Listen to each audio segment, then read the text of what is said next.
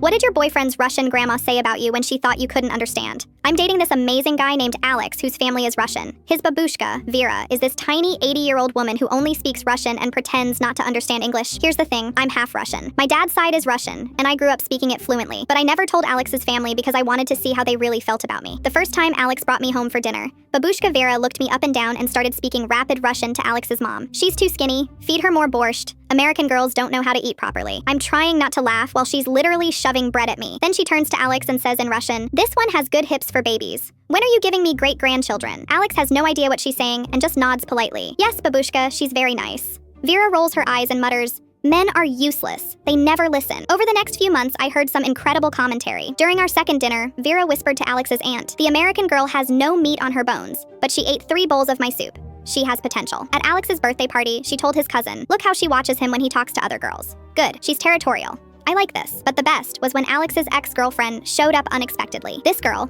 Natasha, was also Russian and kept trying to flirt with Alex right in front of me. Vera watched this whole interaction, then turned to Alex's mom and said, "Watch this. The American girl looks calm, but her eyes are saying, 'I will bury you in the backyard.'" She was absolutely right. I was plotting Natasha's demise while smiling sweetly. Then Vera did something amazing. She walked over to Natasha and said in Russian, "Little girl, this American has already marked her territory. Find yourself another man before she shows you what American women do to competition." Natasha left immediately. Vera winked at me and I almost broke character laughing. The funniest incident happened last month. Alex and I were helping Vera with groceries when this rude cashier was being dismissive because of her accent. Vera started muttering under her breath in Russian, "This little boy thinks I'm stupid because I'm old and foreign. If I was 50 years younger, I'd show him what Russian women do to disrespectful children." Then she looked at me and said, still in Russian, "American girl, you seem smart. Help me teach this boy some manners." I couldn't help myself. I looked at the cashier and said in perfect Russian, "My babushka says you're being rude and she's considering adopting you just so she can ground you." The cashier's jaw dropped. Vera's eyes went wide. Then she started laughing so hard she was crying. "You sneaky little fox. How long have you understood everything? Since the first dinner when you said I had good hips for babies. And you said nothing? I wanted to hear what you really thought of me." Vera grabbed my face with both hands. "You are perfect for my grandson. Sneaky, smart,